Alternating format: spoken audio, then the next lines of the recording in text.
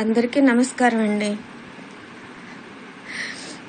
ముఖ్యంగా చంద్రబాబు గారికి, పవన్ కళ్యాణ్ గారికి, లోకేష్ గారికి, భరత్ గారికి, మీడియా సోదరులందరికీ నా చాలా చాలా థ్యాంక్స్ అండి.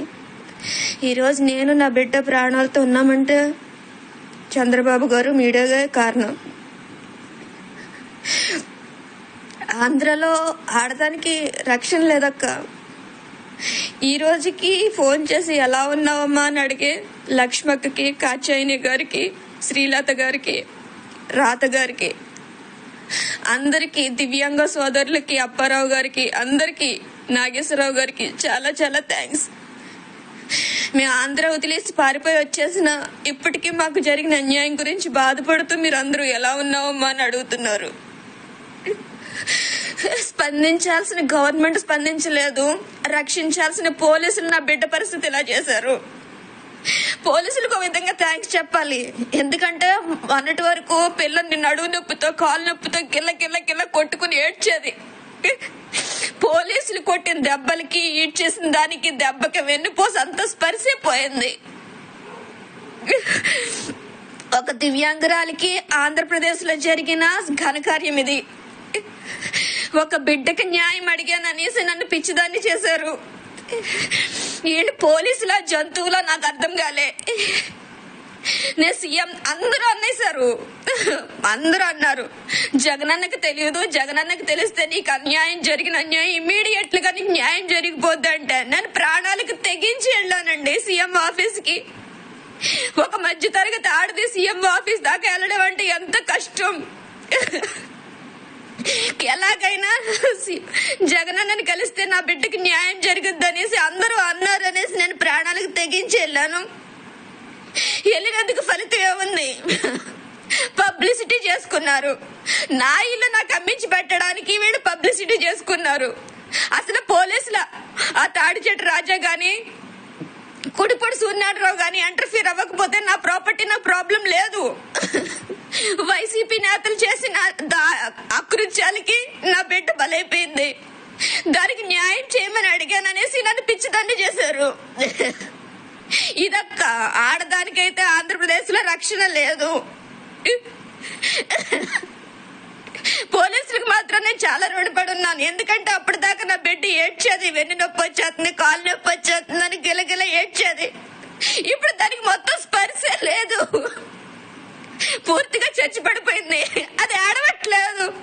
ఇప్పుడు బుర్ర కూడా తిమ్మిర్లు వచ్చేస్తున్నాయి వాళ్ళు ఈడ్చిన ఈడుపులకి. వెన్నుపూస ఆపరేషన్ జరిగిన బిడ్డను అలా ఈడ్చుకుని వెళ్తారా?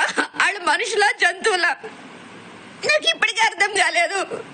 అది అవునా టెర్రరిస్టా లేదంటే నక్సలైటా ఇంకేదన్నా క్రిమినల్లా నాకు అర్థం కాలేదు. దాన్ని అలా 300-400 మంది పోలీసులా నన్ను ఒక దివ్యాంగురాల్ని ఈడ్చుకెళ్ళడానికి వాడికి సిగ్గనిపించి ఇట్లా ఎందుకా చదివారు అలా ఐఏఎస్లు, ఐపీఎస్లు. ఆంధ్రప్రదేశ్ లో దివ్యాంగుల commission చచ్చిపడిపోయింది, human rights commission చచ్చిపడిపోయింది, women rights commission చచ్చిపడిపోయింది. అన్ని కమిషన్లు, అన్ని గవర్నమెంట్ ఆఫీసర్స్ అందరూ చచ్చిపడిపోయారు. నా కూతురు ఒకటే అనుకున్నా నేను అప్పటిదాకా. నా కూతురికి కాళ్ళు ఒకటే చచ్చిపడిపోయినాయి. కానీ ఆంధ్రలో మొత్తం న్యాయం అనేది చచ్చిపడిపోయింది.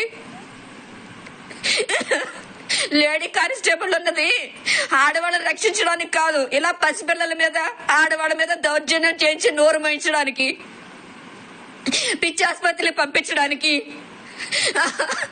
మగజాతికి మట్టి అంటకుండా ఆడవాళ్లతోనే చంపించడానికి. హ్యాట్స్ ఆఫ్ నిజంగా. నా బిడ్డ పరిస్థితి ఏ ఆడదానికి రాకూడదు, ఏ పసిబిడ్డకి రాకూడదని నేను ట్రై చేశాను అంతే గాని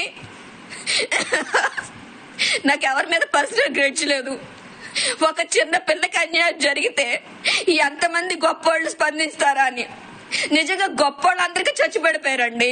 ఆంధ్రప్రదేశ్ లో మానవత్వానికి చోటే లేదు. ఏదో అక్కడ పాపం లక్ష్మక్క లాంటి వాళ్ళు బాధపడుతున్నారు, నాగేశ్వరరావు గారు లాంటి వాళ్ళు స్పందిస్తున్నారు. కానీ స్పందించాల్సిన గవర్నమెంట్ గాని, పోలీసులు గాని, దివ్యాంగుల కమిషనర్ గాని, హ్యూమన్ రైట్స్ కమిషనర్ కానీ అసలు ఉమెన్ కమిషనర్ లేదంట. మరి నాకు అర్థం కాలే. సీఎం ఆఫీస్కి వెళ్ళినప్పుడు నా కేసు సుమోటో కేసు కింద ఫైల్ చేస్తామన్నారు. ఇప్పుడు దానికి ఏమీ ఇది లేదు. ఇంకా దీని ప్రాపర్టీ అలా కోర్టులోనే జరుగుతుంది. దీనికి ఇంత అన్యాయం చేసిన పోలీసులు మాత్రం ఓర కుక్కల్లా తిరుగుతున్నారు సమాజంలో. వాళ్ళకి కూతుర్లు ఉన్నారు. వాడికి చస్తే వాడి కూతురు పరిస్థితి కూడా నా కూతురులాగా ఉంటుంది. I promise, I swear about that. ఒక పసిబిడ్డకి న్యాయం చేయడానికి ఇంతమంది మగవాదవులు అందరూ చస్తున్నారు అక్కడ. ఏం చెప్పంటావు అక్క? ఇంకా